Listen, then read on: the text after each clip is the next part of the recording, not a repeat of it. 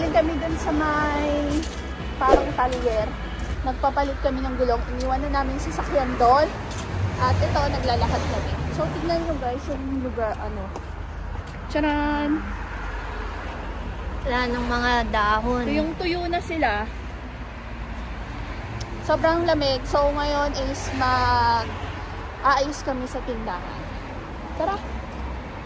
Tindahan saan? Wow, open!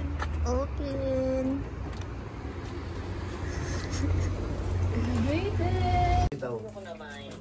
89 be. 89 daw?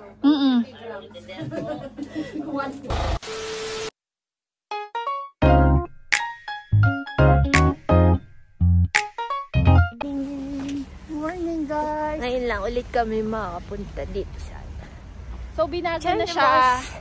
Westfield na siya. Tapos pinalaki na talaga. So parang mas maganda na ngayon dito yung sentrum na parang mall. Kasi nga dumami yung tao. Dumami yung tao, tapos ang dami ng bilihan, tapos kasi lumaki siya. So, ano siya, na-develop. Parang mas lalo siyang kumanda. So, gagawin na yung ano, yung ice skating. Yeah. Every ano talaga yung winter, nagbubukas sila. So, pagkatapos namin dito, uwi na kami. Daan muna kami, bili kami ng pagkain. Tapos, balik na Borno. Balik na uli ng Borno.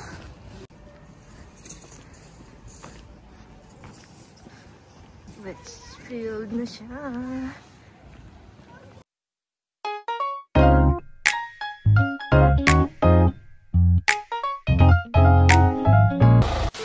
Hi guys. Hi guys! So, gabi ngayon, pauwi pa lang kami galing overtime. So, tinotodo na namin yung overtime kasi, di ba, inuubos na lang namin yung gawa. So, may overtime.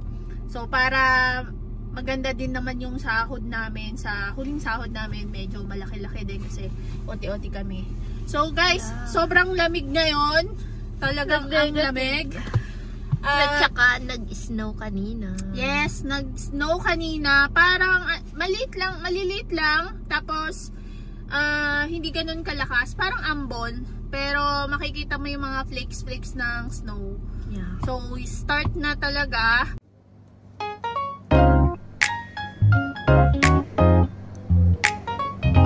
So, mag-update tayo sa mga dapat nyong dalhin papunta dito. So, magpapagas muna kami. I-share namin sa inyo kung ano yung mga dapat nyong dalhin.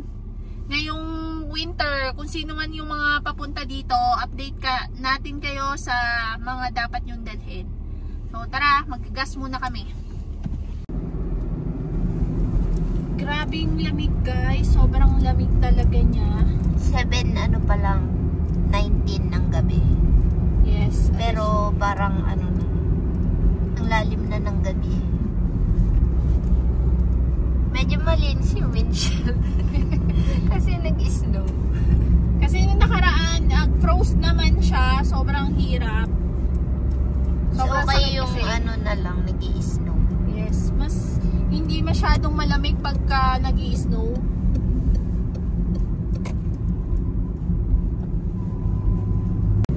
So guys, paalala lang namin ha. Magdala kayo ng jacket talaga. Yun yung number 1 na ano nyo. Tsaka yung ano, huwag nyo kakalimutan magdala ng jacket. Warmer. Makakapal na medyas. Leggings. Sweater. Tsaka bonnet. Magdala kayo ng bonnet. Pajama. So, mga jogging pants. Kasi madalas, yun na yung sinusuot, yung jogging pants. Para sa amin na parang mas okay yung naka-jogging pants pag winter. Oo. Tapos naka-warmer ka sa loob. Oo. Kaysa kahit leggings lang na ano, pang protection. Yes. Yun yung mga dapat yung dalhin kung kayo ay papunta dito ng taglamig. Siyempre, huwag nyo kakalimutan yung mga pagkain nyo na pwede nyong dalhin. Katulad ng mga noodles, mga dilata, kape, yung mga madadaling ano, yun yung mga biscuit.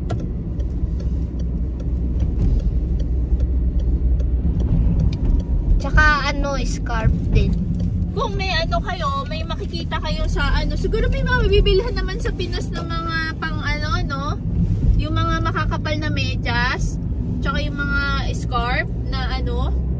Siguro sa mga ukay, meron din mga makakapal talagang jacket sa Pinas.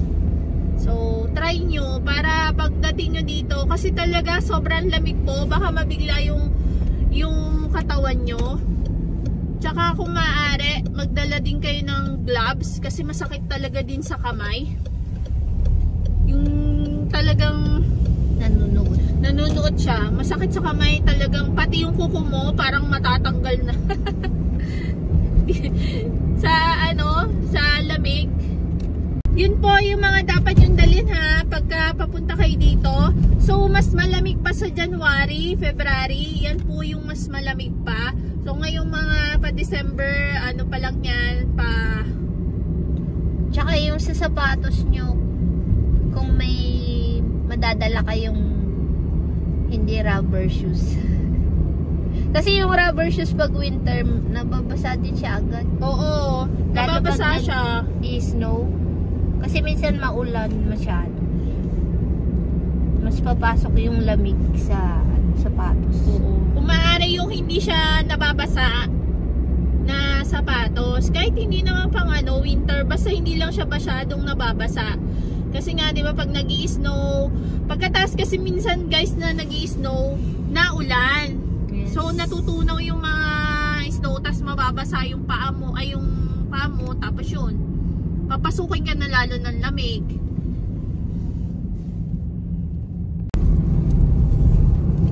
Guys, at saka huwag niyong kalimutan din magdala ng mga pamahid. Magdala na kayo ng mga pamahid nyo, yung mga ipikasin o kaya yung mga extreme na na pamahid, kung maano kayo sa mga maanghang, sa lompas, kasi baka pag sa lamig sumakit-sakit yung mga kasukasuan nyo. Katulad ko sa akin, madalas sumasakit yung tuhod ko sa ngayong taglamig, kaya meron kami mga ipikasin na pamahid. So, magdala din ho kayo noon, mga pamahid. Tsaka, kung maaari, magdala na rin kayo ng mga sinigang mix kasi panluto. Yung may sabaw. May sabaw. Yan yung madalas na nabibili din sa amin, sinigang mix. So, madali lang naman yan isiksik sa bagahin nyo. So, kung maano kayo sa mga magic sarap, magdala na rin kayo para hindi na kayo madadali lang naman yung isiksik. So yun lang yung mga namin, basta may mga panlamig kayo panglaban sa lamig. Ang importante kasi para hindi kayo mabigla sa lamig ba dito, kasi ngayon talaga masasabi namin malamig talaga. So andito na kami sa gas station.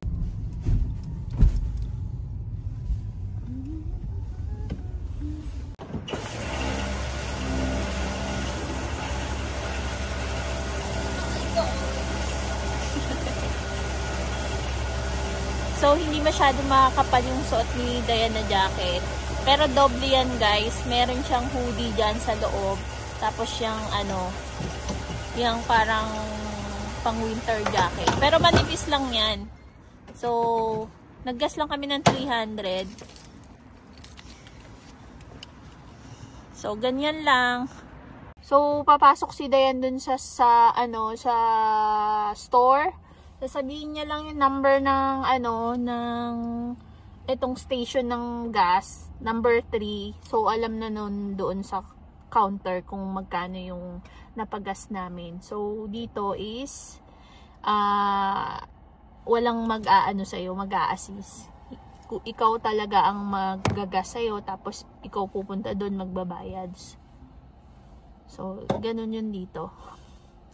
So, tapos na kami, uwi na kami, tapos, yun lang. Uwi na kami. Uwi na kami guys. Magluluto pa kami ng ulam. So, naubos yung ulam namin. So, wala kaming ulam ngayon, magluluto kami. Pero madalian lang. Pero may kanin na rin naman kami. Ulam na lang. Kunting na lang. Gisa-gisa. Oo, prito lang.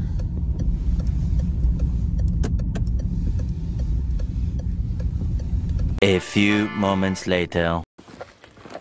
Guys, ang layo ng Parking. ang layo ng pinarkingan namin kasi late na nga, diba? Alam nyo ba na pag winter, hindi rin sila nagsasasakyan. Kaya nga. So, ang hirap maghanap ng parking. Hindi kasi sila umaalis. Nandun pa kami sa baba ng parking. So, ano kami sa bahay. At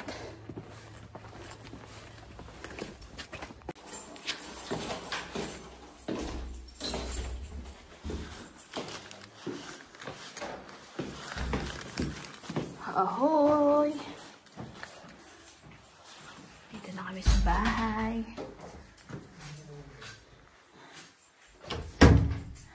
Jacket namin. So, ito lang guys. So, may kanin na kami. Ulam na lang. So, kung lulutuin ko, longganisa guys. So, dito, maraming gumagawa ng mga longganisa, skinless. So, nag-order na lang kami, bumili kami. Yan. So, lulutuin ko yan.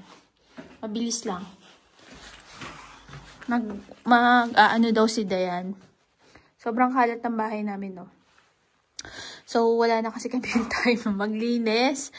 Dahil nga, lagi kaming wala dito. Pero, nalilinis naman namin to. Ginagawa namin, papainitin lang. Ayan, ininit niya yung kwarto, binuksan niya yung heater. Initin niya yung kwarto para medyo warm kami matulog mamaya. Pero hindi na yan magdamig guys ha. Pag mainit na yung kwarto, so ang lamig dito sa kwarto is 13 degree. So kung umabot man yan ng 20, okay na sa amin. Papatayin na namin. So, yan lang guys. Salamat po sa inyong panonood. Lagi po kayong mag-iingat. At Bye! patuloy niyo po kayong panonood din kahit minsan lang kami mag-upload. So, pero malapit na kami makagawa ng mga video pa. So, nagtayo na si Dayan ng Christmas tree kasi sabi niya, Christmas maliit lang, pero yun na po yung dati naming Christmas tree. Kung ilang taon na kami dito. Ilang taon na kami, ganun na rin siya. Pero sabi ni Dayan, gusto niya na daw yung palitan, gusto niya yung malaki. Kaso sabi ko, wag na lang muna kasi nga, hindi namin sure kung aalis talaga kami dito sa bahay na to. So, yun lang guys. Bye! Bye!